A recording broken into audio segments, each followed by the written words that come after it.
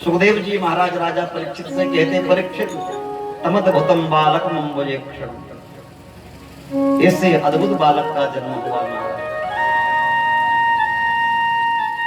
और आप लोग विचार करिए, हमारे छोटे से लाला श्याम सुंदर बांके बिहारी लाल का स्वरूप इतना प्यारा है कि एक बार जो भी देख लेता है सो भगवान को देखता ही रह जाता है।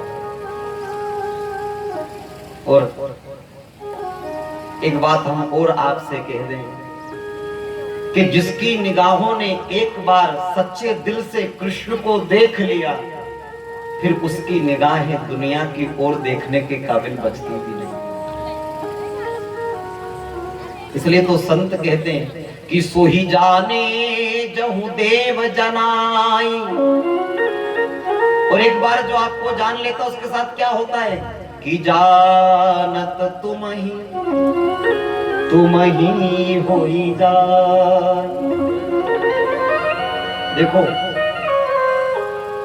आज हम दुनिया के झूठे भक्त दिखावा करने के लिए चाहे कह दें कि हम तो खूब भगवान को जानते हैं, खूब भक्ति करते हैं, खूब भजन करते हैं, लेकिन ध्यान देना साहब, अभी तक हम भगवान को जान नहीं पाए।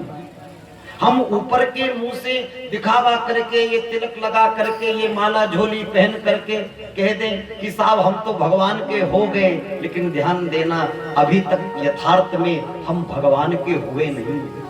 क्यों? क्योंकि अगर हम भगवान के हो जाते तो फिर दुनिया वालों के काम के नहीं बचते।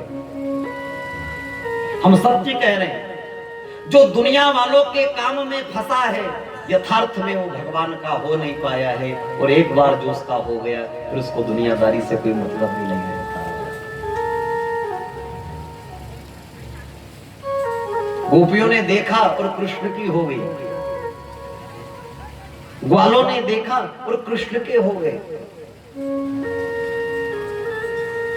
और 24 अवतार हैं भगवान के, हर चरित्र की इतनी कथाएं हैं, लेकिन कृष्ण चरित्र जैसा अनूठा कोई चरित्र नहीं है।